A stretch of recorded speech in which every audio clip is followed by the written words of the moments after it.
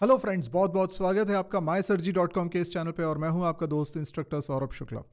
एक और नई सीरीज़ के साथ आज हम पहला लेक्चर देख रहे हैं जो है मैटप्लॉटलिब लाइब्रेरी के बारे में। तो आर्टिफिशियल इंटेलिजेंस के सेगमेंट्स को कवर करने के लिए 2025 हमने डेडिकेट किया हुआ है। तो नमपाई की सीरीज़ आप लोगों ने काफ़ी पसंद करी है। अगर किसी ने नहीं देखी है तो लिंक वीडियो के डिस्क्रिप्शन बॉक्स में है, तो आप पूरी सीरीज़ देख सकते हैं। साथ ही इस सीरीज़ को भी आप देख सकते हैं, इसका भी प्लेलिस्ट का लिंक मैंने वीडियो के डिस्क्रिप्शन में दिया हुआ है। साथ ही नोट्स कहाँ से डाउनलोड करना है उसका लिंक भी डिस्क्रिप्शन में दिया हुआ है, तो आप एक बार उसको चेकआउट ज़रूर कर लीजिएगा। तो चलिए शुरुआत करते हैं बिना देरी के कि क्या है मैटप्लॉटलिब। आज इसका इंट्रोडक्शन पोर्शन है। तो सबसे पहले बात करते हैं कि मैटप्लॉटलिब है क्या। पर उसके पहले क्या प्री रिक्विजिट है ये भी समझना ज़रूरी है। आपको पाइथन लैंग्वेज आना ज़रूरी है। अगर आपको पाइथन लैंग्वेज नहीं आती है तो पहले उसको सीखिए। अब वो कहाँ से सीखें, तो वो भी आप फ्री में भी सीख सकते हैं और पेड कोर्स से भी सीख सकते हैं, जैसा आपका मन करे। दोनों के लिंक मैंने डिस्क्रिप्शन में दिया हुए हैं, आप उसको एक बार चेक कर लीजिए और उसके बाद फिर इस लाइब्रेरी को एक्सप्लोर करिए। हालांकि इंट्रोडक्शन लेक्चर में आपको किसी भी प्रायर नॉलेज की ज़रूरत नहीं पड़ेगी, वो तो आप देख ही सकते हैं। तो अब हम बात करते हैं लाइब्रेरी क्या होती है, क्योंकि जब हम बोल रहे हैं कि हम पाइथन की लाइब्रेरीज़ को पढ़ रहे हैं तो क्या होती है लाइब्रेरी। अब इसके पहले हमने नमपाई की सीरीज़ भी करी, पर हो सकता है आपने उसको ना देखा, देख लीजिएगा। बट फिलहाल लाइब्रेरी क्या होती है, किसी भी प्रोग्रामिंग लैंग्वेज में जब आप प्रोग्राम्स बनाते हैं तो आप यूजुअली अपना टास्क पूरा करने के लिए कई सारे प्री डिफाइंड कोड को यूज़ करते हैं, क्योंकि हर चीज़ स्क्रैच से लिखना बहुत टाइम कंज्यूमिंग होगा।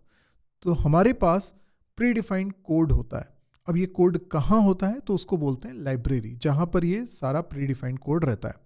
और एक लाइब्रेरी नहीं, बहुत सारी लाइब्रेरी हो सकती हैं। और जब आप किसी लैंग्वेज का सेटअप इंस्टॉल करते हो तो फिर एक स्टैंडर्ड लाइब्रेरी तो आपको मिल ही जाती है, कई बार एडिशनल लाइब्रेरीज भी मिल जाती हैं।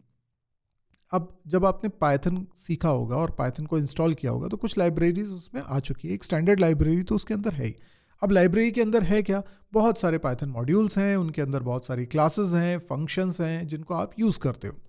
उसी प्रकार से ये भी एक लाइब्रेरी है जिसको आपको पहले इंस्टॉल करना पड़ता है, क्योंकि ये आपके सिस्टम पे पहले से नहीं होती। अगर आपके पास पाइथन ऑलरेडी है भी तो भी आपको इसको पहले इंस्टॉल करना पड़ता है। तो कई सारी लाइब्रेरीज हैं पाइथन की, जिसमें से एक मैटप्लॉटलिब है, एक नमपाई है और ऐसी और भी कई सारी लाइब्रेरीज हैं। तो ये कुछ हम इसको ऐसे डिफाइन कर सकते हैं। ये यही नोट्स की मैं बात कर रहा हूँ जो कि आप डाउनलोड कर सकते हैं। इसका लिंक मैंने डिस्क्रिप्शन में दिया हुआ है। तो यहाँ पर a collection of reusable code components that programmers can use to perform specific tasks। ठीक है, चलिए अब मैटप्लॉटलिब की बात कर लेते हैं। तो मैटप्लॉटलिब इज अ लाइब्रेरी, ठीक है, for creating static animated and interactive visualization in Python. आपने बहुत नाम सुना होगा डेटा विजुअलाइजेशन का। तो बेसिकली अगर हमारे पास कुछ डेटा है, फॉर एग्जांपल अगर हमारे पास है कि एक क्रिकेट प्लेयर है और उस प्लेयर ने पिछले 20 मैचेस में कितने स्कोर किए हैं, कितने रन्स बनाए हैं, ठीक है। अब इसका डेटा मुझे टेक्स्ट के फॉर्म में अगर दिखता है तो मुझे उसको विजुलाइज करने में दिक्कत होती है कि कब उसकी कैसी परफॉर्मेंस है, क्या उसकी परफॉर्मेंस ग्रोइंग है, कब परफॉर्मेंस कम हुई, कब परफॉर्मेंस ज़्यादा हुई। तो उसको विजुलाइज करना हमारे लिए थोड़ा डिफिकल्ट होता है, क्योंकि वो न्यूमेरिकल वैल्यूज़ को हम देख रहे होते हैं। लेकिन अगर इसी चीज़ को हम एक ग्राफ में बना के एक पिक्टोरियल रिप्रेजेंटेशन के साथ दिखाएं तो फिर हमारे लिए चीज़ें ईजी हो जाती हैं समझना। आप ऐसे कई जगह पर इसके यूज़ केस देख सकते हो। आप शेयर मार्केट को अगर देखते हो तो शेयर का प्राइस कम हुआ, ज़्यादा हुआ, अगर ये सिर्फ टेक्स्ट के फॉर्म में आपको दिखाया जाए कि लास्ट 1 ईयर का डेटा क्या है, तो it becomes hell to read. ये इतना ईजी नहीं होगा उसको पढ़कर समझना कि क्या मूवमेंट हो रहा है। लेकिन अगर उसका एक ग्राफ बना रहता है और उसमें आपको दिखता है okay this is growing in this particular period and then fall in this particular period, तो ये आपको समझ में आता है कि उसका ट्रेंड क्या चल रहा हो। तो ग्राफ को रीड करना ज़्यादा आसान है, क्योंकि उसमें हम डेटा को विजुलाइज कर पा रहे हैं, right. That is called data visualization. अब डेटा विजुलाइजेशन सिर्फ ग्राफ के थ्रू नहीं होता, और भी कई तरीके से हो सकता है। तो data visualization is extremely important to see the insights using the boring data, ठीक है। अब आपके पास किसी बिजनेस में एक बोरिंग सा डेटा है, लेकिन उसको आपको विजुअली प्रोवाइड कर रहा है, उसके इनसाइट्स प्रोवाइड कर रहे हैं, तो वो पिक्चोरल रिप्रेजेंटेशन से होता है। तो हम उसी के लिए मैटप्लॉटलिब का इस्तेमाल करते हैं। तो लेकिन इसकी एक लिमिटेशन ये है कि इसमें हम 2 डायमेंशनल प्लॉट्स ही बना सकते हैं। ऐसा नहीं है कि आप इसमें 3D बना सकते हो, इसमें 2D ही बनता है, बट बहुत ज़्यादा यूज़फुल है। ज़्यादातर तो 2D ही यूज़ होता है। अब इसे बनाया किसने था? तो मैटप्लॉटलिब सबसे पहले जो क्रिएट किया गया है वो जॉन डी हंटर ने बनाया था। वो एक न्यूरो साइंस PhD स्टूडेंट थे 2003 में। हालांकि वो काफ़ी पहले पैदा हुए थे, 1968 में पैदा हुए थे, और अनफॉर्चुनेटली अब वो हमारे बीच नहीं है। आई थिंक 2012 में उनका देहांत हो गया। तो उन्होंने सबसे पहले ये लाइब्रेरी बनाई थी। अब उन्होंने ये लाइब्रेरी क्यों बनाई थी? तो वो मैटलैब को यूज़ करते थे। आप लोगों ने सुना होगा मैटलैब के बारे में, पर वो क्योंकि प्रॉप्राइटरी आइटम है और मैटप्लॉटलिब में कुछ जो फैसिलिटीज़ थी उसमें लैंग्वेज का उतना पावर नहीं था। हाँ, प्लॉटिंग उसमें कर सकते थे, लेकिन जो प्रोग्रामिंग लैंग्वेज का पावर होना चाहिए वो मिसिंग लगता था उन्हें, और कुछ भी चेंज करना उसमें ईजी नहीं था क्योंकि वो प्रॉप्राइटरी आइटम था। तो उन्हें एक मिसिंग पीस लग रहा था।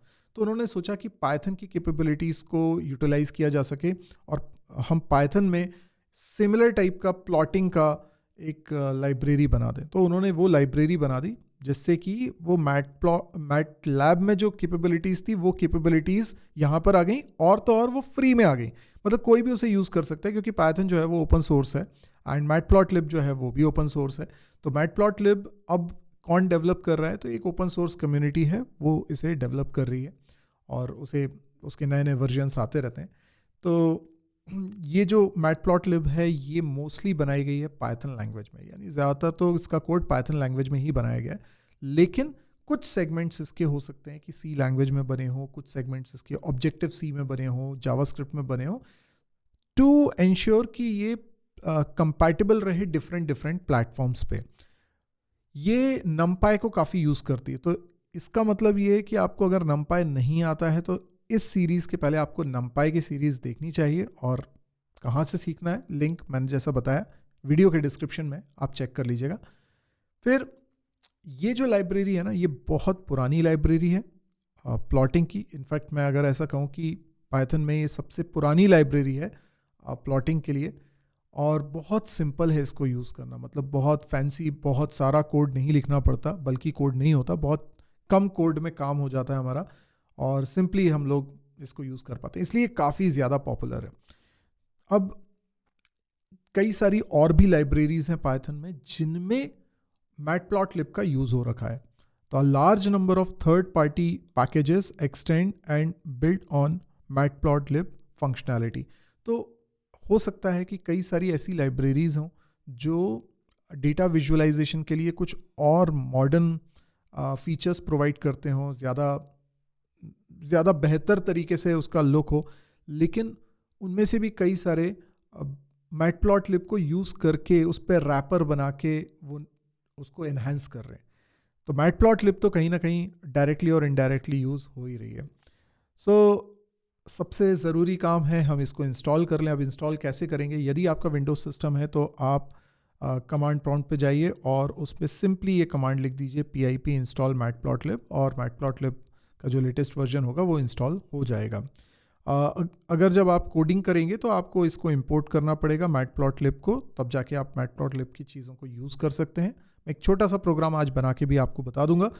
और अगर मैक मशीन पे आप यूज़ कर रहे हैं तो आपके पास जो भी पैकेज इंस्टॉलर है, जैसे मेरे पास PIP भी है और ब्रू भी है। अगर ब्रू है तो आप इस तरीके से लिख सकते हैं, PIP3 है तो फिर आप इस तरीके से या इस तरीके से लिख सकते हैं मैटप्लॉटलिब को इंस्टॉल करने के लिए। तो मैं एक बार लिख के और चला के आपको बता देता हूँ। यहाँ पर जैसे मैंने यहाँ पर लिखा ब्रू इंस्टॉल पाइथन मैटप्लॉटलिब, लेकिन मेरे में ऑलरेडी इंस्टॉल्ड है तो वो कुछ इस तरीके का मैसेज दिखा देगा। जैसे यहाँ पे लिखा हुआ आ रहा है कि टू री इंस्टॉल रन करिए, अदरवाइज़ ये हमारे पास ऑलरेडी इंस्टॉल्ड है और अप टू डेट है, तो हमें कुछ भी मेरे सिस्टम पे इंस्टॉल करने की ज़रूरत नहीं, बट अदरवाइज़ ये इंस्टॉल्ड है। अब आप जो प्रोग्राम बनाएंगे वो प्रोग्राम कहाँ बना सकते हैं? आप VS कोड पे भी, जैसे हमेशा से आपके लिए फेवरेट रहा है VS कोड, उस पर आप पाइथन की प्रोग्रामिंग करते हैं, वहीं पे आप कोडिंग कर लीजिए। और या फिर आप चाहें तो पाइथन 3 लिख कर ये शेल भी ओपन कर सकते हैं और यहाँ पर भी आप कोड लिख सकते हैं, लेकिन थोड़ा बड़ा प्रोग्राम बना रहे होंगे तो इस पे बनाने की बजाय आप यहाँ पर बनाएंगे और एक एक लाइन चला के देखना है तो यहाँ पर आप कर सकते हैं। अब एक छोटा सा प्रोग्राम बना लेते हैं जिससे कि एक डेमो हो जाए कि आखिर इसको कैसे हम लोग यूज़ करेंगे और कैसा ये दिखेगा। तो सबसे पहले क्या ज़रूरी है, हम लोगों को लिखना पड़ेगा import मैटप्लॉटलिब। अच्छा, मैटप्लॉटलिब के अंदर होता है एक पाईप्लॉट, इसको मैं इंपोर्ट कर रहा हूँ और इतना बड़ा बार बार लिखना ना पड़े इसके लिए मैं इसको रीनेम कर देता हूँ PLT बोल के। अच्छा, आपको numpy की भी ज़रूरत पड़ेगी तो आप इंपोर्ट करिएगा numpy एज NP, ठीक है। तो हर बार NP लिखेंगे वो ज़्यादा सही रहेगा। अब इसके बाद मुझे क्या करना है कि एक ग्राफ ड्रॉ करना है। वैसे तो देखिए मैंने सिंपली लिखा PLT डॉट प्लॉट, ये एक फंक्शन है जिससे कि प्लॉटिंग होगी और ये एक फंक्शन है जिससे कि ये प्लॉट शो होगा। अभी लेकिन क्या दिखेगा, देखो मैंने लिखा Python 3, मैं इसको रन कर रहा हूँ plotting.py। सो प्लॉट ये देखो, क्योंकि वो एक सेपरेट विंडो में ओपन होता है इसलिए यहाँ पर मैं आपको दिखा रहा हूँ।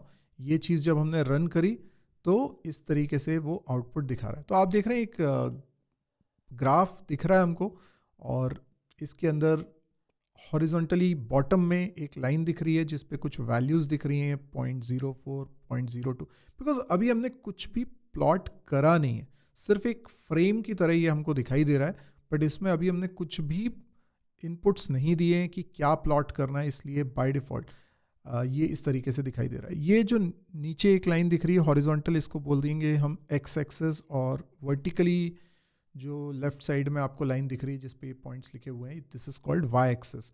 तो अगर आपने कोऑर्डिनेट ज्योमेट्री पढ़ रखी है तो ये आपके लिए बहुत फैमिलियर चीज़ है। अब मैं इसको थोड़ा सा डेटा भी प्रोवाइड करता हूँ सो दैट कि कुछ ड्रॉ हो। तो मैंने लिखा एक्स असाइन NP, ये numpy का एरे में बना रहा हूँ और इस एरे के अंदर मैं एक सिंपल पॉइंट बनाना चाहता हूँ। मैंने लिखा ये x की वैल्यूज़ हैं, तो x की वैल्यू 0 एंड लेट्स से 10, ऐसे मैंने एक ले ली, और एक और y के लिए वैल्यूज़ मैं ले रहा हूँ। तो y NP डॉट एरे, और यहाँ पर मैं y की वैल्यूज़ दे रहा हूँ। तो y की वैल्यूज़ जैसे मैंने दे दी है 2 एंड 8। सो आप समझ रहे हैं कि x एक्सिस पे जो वैल्यूज़ होंगी वो 0 और 10 होगी। 0 ना लेकर मैं कुछ और ले लूँ क्या, मैं ले लेता हूँ 5, ठीक है। सो x एक्सिस पे जो वैल्यूज़ होंगी वो होगी 5 और 10, और y एक्सिस पे जो वैल्यू होंगी 2 और 8 होगी, ठीक है। एक बार इसको चला के देखते हैं तो हमको पता चलेगा किस तरीके से इसका आउटपुट आने वाला है। सो अभी फ़िलहाल मैंने यहाँ पे रन किया है लेकिन कोई आउटपुट ऐसा दिख नहीं रहा। क्यों नहीं दिख रहा है? क्योंकि जब हमने ये x और y की वैल्यूज़ बनाई तो हमने प्लॉट को ये प्रोवाइड नहीं करी, क्योंकि जब हम प्लॉट कर रहे हैं दैट मीन्स वो ड्रॉ कर रहे हैं तो उसमें भी तो ये वैल्यूज़ हमें सप्लाई करनी पड़ेगी। तो इसलिए हम ये x और y पास कर रहे हैं, दैट मीन्स ये numpy एरे है जो हम पास कर रहे हैं। अब मैं इसको चलाता हूँ तो देखिए आउटपुट आएगा। Okay, so this is the output. तो आप देख सकते हैं एक लाइन यहाँ पर ड्रॉ हो गई। अब ज़रा गौर करिएगा, एक्स एक्सिस पे एक है 5 को देखिए, वहाँ से लाइन स्टार्ट हो रही है, और एक है 10 जहाँ पे लाइन एंड हो रही है, और वाई एक्सिस पे देखिए 2 और 8। सो बेसिकली जो पहला वाला पॉइंट है वो है 5,2। x की वैल्यू 5 है और y की वैल्यू 2 है। That means the very first value of first numpy array and very first value of second numpy array। तो ये 5,2 पहला पॉइंट हो गया और 10,8 दूसरा पॉइंट हो गया, और इस तरीके से लाइन ड्रॉ हो गई। अब ये तो एक सिंपल इंट्रोडक्शन था, मैं आपको एक्चुअल में इसको काफ़ी डिटेल में बताऊंगा, तो हमारे नेक्स्ट वीडियो में हम लोग इसके बारे में थोड़ा और एक्सप्लोर करते हैं। तो आज के लिए इतना ही। अगर वीडियो पसंद आए तो लाइक करिएगा, शेयर करिएगा, और चैनल को सब्सक्राइब नहीं किया तो सब्सक्राइब ज़रूर करिएगा। Thank you, good bye.